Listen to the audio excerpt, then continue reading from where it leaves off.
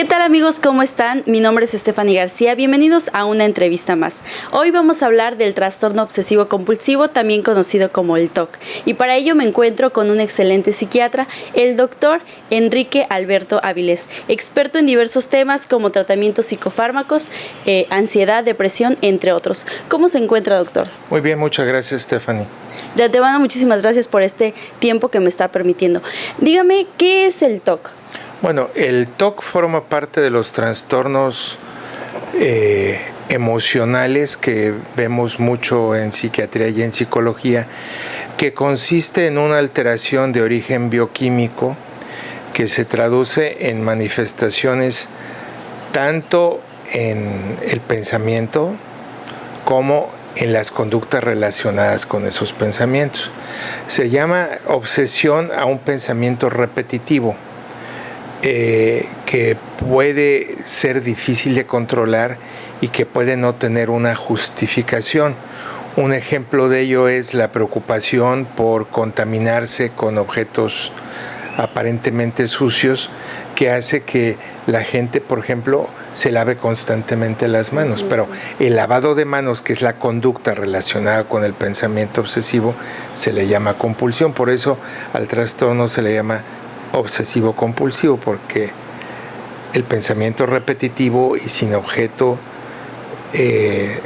es lo obsesivo, y el comportamiento relacionado, como en el ejemplo que puse, el lavado de manos, es lo compulsivo. Claro, ¿y cómo es que se desarrolla este trastorno? O sea, ¿cualquier persona lo puede tener?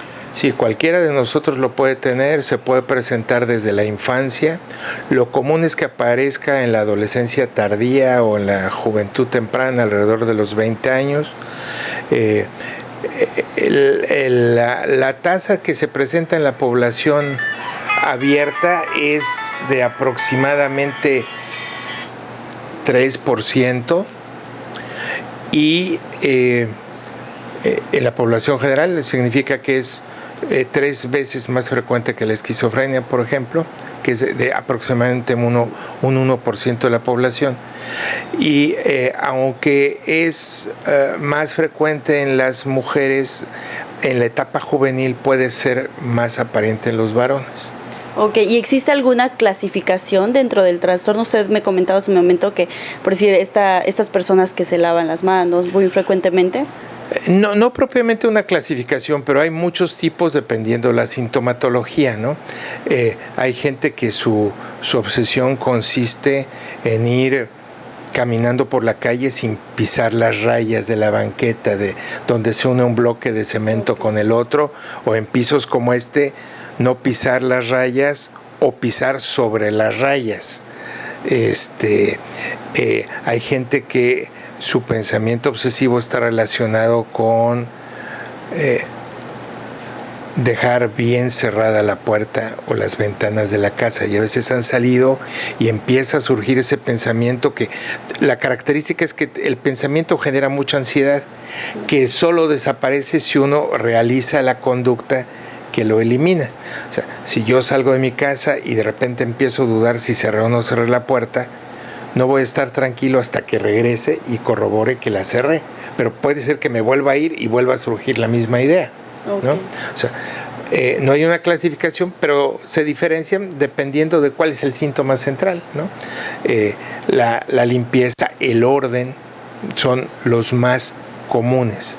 La gente que no puede ver desordenadas las cosas conforme a un orden que la misma persona impone, no porque sea el único orden lógico, puede haber muchos órdenes más.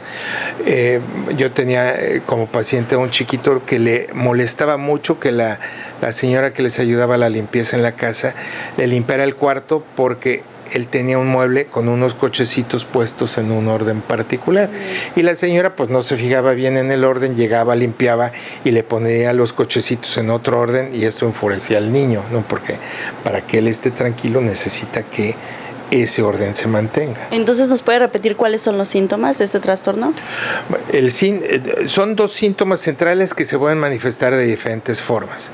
Uno es el pensamiento repetitivo, que genera mucha molestia en relación a algo en particular. como puede ser el orden, puede ser la limpieza, que es lo más común.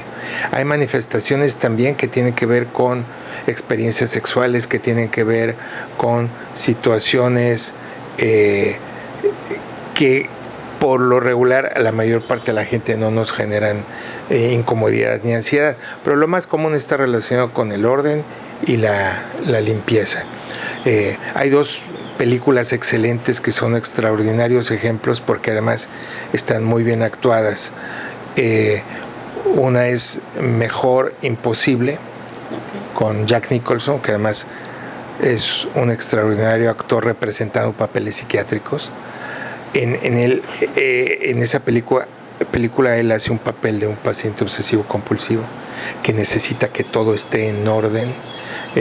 Tiene un altero de jabones en su casa y nada más usa el jabón un par de veces y lo tira porque ya está sucio, ¿no? Sí. Y la otra película que me viene a la cabeza en este momento es El Aviador, con DiCaprio, que es la biografía de este multimillonario que desarrolló aviones y empresas, que acabó con en esa época pues no había el tratamiento que hay ahora con los fármacos y acabó deteriorándose al grado de que murió aislado por el temor a la contaminación, ¿no? Muy bien. Este empresario, no recuerdo el nombre ahorita, pero que lo representa DiCaprio en la película. Muy bien. ¿Y cuál es el proceso que usted lleva para diagnosticar este trastorno? Bueno, como siempre en medicina, el proceso se basa fundamentalmente en los síntomas del paciente, en lo que el paciente manifiesta, más lo que nosotros exploramos al interrogar. No es un tipo de diagnóstico que se pueda apoyar por el momento de manera convencional con pruebas de laboratorio o gabinete, como tomar una biometría hemática o una química sanguínea. No nos da ningún resultado relacionado con la alteración de la función cerebral. A nivel de investigación sí se han hecho estudios en donde se ha visto alteraciones en el funcionamiento, por ejemplo, de la circulación cerebral, pero eso no lo hacemos de rutina y no son pruebas diagnósticas definitivas. En este caso en particular del trastorno obsesivo, el diagnóstico es básicamente clínico y en medicina llamamos clínico a la información que obtenemos directamente del paciente o de sus familiares. ¿Y qué tratamiento es el que lleva? ¿Primero tiene que llevar un tratamiento psicológico o puede venir con usted esa persona? No, lo ideal es que sea combinado. Lo ideal es que sea un tratamiento donde se utilizan psicofármacos con excelentes resultados, pero también hay un tipo de psicoterapia especializada que es en este momento la mejor, que es la terapia cognitivo-conductual. Y hablando de estos tratamientos, ¿llevan algún tiempo o es indefinido? Bueno, todo tiene que ver con dos aspectos que son muy individuales, ¿no? El primero es cuánto tiempo lleva la persona con la molestia. Por lo regular, desafortunadamente, los tratamientos psiquiátricos tardan mucho en empezar porque habitualmente los pacientes tardan mucho en llegar. Andan picando en un lado o en otro buscando respuestas a su problema y hasta que llegan con el psicólogo, con el psiquiatra, que son quienes hacemos con más frecuencia este tipo de diagnósticos, entonces empieza el tratamiento. Ese es un factor. ¿Cuánto tiempo lleva la persona con la molestia? Obviamente no va a ser igualmente fácil resolver un problema que tiene un par de meses a resolver un problema que ya lleva 5, 8, 10 años, ¿no? Porque a veces tardan todo ese tiempo en llegar a un paciente. Segundo punto importante, la intensidad de los síntomas. Y tercer punto importante, las características de las crisis como tal, ¿no? No puedo dar una respuesta generalizada, pero entre más complejo y más raro sea la sintomatología, el pronóstico también es más complejo y la posibilidad de que el tratamiento sea mucho más largo es mayor, ¿no? Claro, y ahorita que usted comenta acerca de la intensidad, ustedes dice que no hay una clasificación, pero ¿tiene niveles o cómo es que lo manejan? Bueno, un aspecto que se mide de manera indirecta la intensidad es qué tanto afecta a la persona. Puedo poner un ejemplo. Yo estaba teniendo un adolescente que se tardaba en vestir como 2 horas porque cuando se ponían los tenis, las puntas de las agujetas tenían que quedar justamente a la misma altura, ¿sí? Para empezar a hacer el nudo. Si no, si al ponerse las agujetas no le quedaban parejas, tenía la sensación, y ese era el obsesivo, el pensamiento obsesivo, tenía la necesidad de quitar las agujetas y volverlas a poner buscando que quedaran las puntas. Entonces por eso pasaba 2 horas vistiéndose, o sea, se vestía en 3 minutos, pero los tenis le llevaban 1 hora y media, ¿no? Eso es muy incapacitante en cuanto a que pues, te tenía que levantar 2 horas antes de entrar a la escuela para poder... O sea, depende de qué tan incapacitante sea, depende de qué tan manejable sea por la misma persona.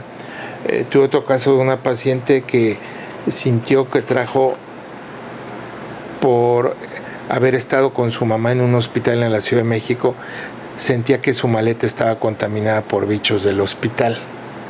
Entonces llegó y arrumbó su maleta, no la volvió a tocar, y en ese momento no había gran problema. El problema fue cuando tuvo que bajar la maleta y sacar cosas que tenía dentro.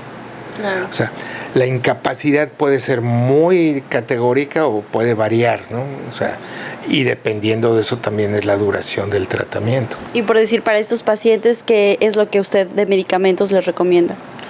Bueno, generalmente es un tratamiento combinado, utilizamos antidepresivos y eso es lo que está haciendo que se reconsidere la clasificación, la ubicación del trastorno obsesivo. Antes estaba incluido dentro de los trastornos de ansiedad, pero ahora que se ve que los antidepresivos son los mejores medicamentos para eso, en la última clasificación de enfermedades del grupo de estudio de la Asociación Psiquiátrica Americana, lo sacaron de ahí, lo dejaron en un grupo aparte. Pero a fin de cuentas lo importante es que sí tenemos medicamentos con los que se puede controlar. No es un padecimiento del que se puede hablar de curación en sentido formal, porque el paciente, aún después de muchos años, puede volver a tener una recaída. Pero hay pacientes que logran mantenerse con un nivel de funcionalidad, tienen una vida prácticamente normal, siempre y cuando no dejen el medicamento. ¿Cuál es la visión que tienen estos pacientes cuando tienen este trastorno? ¿Lo aceptan o aún tienen esa incertidumbre de...? No, curiosamente yo creo que es de los poquísimos diagnósticos en donde, junto con la depresión y la ansiedad, en donde el paciente por lo regular reconoce el problema. O sea, tiene una alteración del pensamiento, pero respecto de lo que le preocupa, no en cuanto a reconocer su trastorno, lo que no pasa en otros diagnósticos como el esquizofrénico, que no se da cuenta de su patología. Ellos por lo regular sí son conscientes y generalmente son los que vienen solos a consulta. El paciente que viene solo a consulta es porque está buscando ayuda, porque siente que algo no está bien. Claro. Los pacientes que son traídos por familiares o por amigos o por compañeros de trabajo es porque por lo regular o no reconocen que tienen un problema, o no reconocen que no pueden lidiar con él solos, o no aceptan ayuda. Entonces alguien los trae. Pero en cuanto al TOC, la mayor parte de los pacientes vienen solos, o cuando son niños, bueno, son traídos por los papás. Pero si los niños pudieran venir solos, claro, vendrían solos, sobre todo cuando se dan cuenta del cambio y del beneficio que están recibiendo. Estamos hablando también del tratamiento en cuanto a la psicoterapia. La psicoterapia cognitivo-conductual es la psicoterapia que a la fecha se utiliza más a nivel mundial, de unos años a la fecha, por su efectividad. Entonces, si combinamos el fármaco con la psicoterapia, el resultado es muchísimo mejor y el pronóstico es mucho mejor. Claro, yo creo que con esto nos quedó un poco más claro acerca de este trastorno. Ya llegó el momento de finalizar esta entrevista. Muchísimas gracias por su tiempo, doctor. Por nada, muchas gracias. Bueno, pues nosotros nos vemos hasta la próxima entrevista.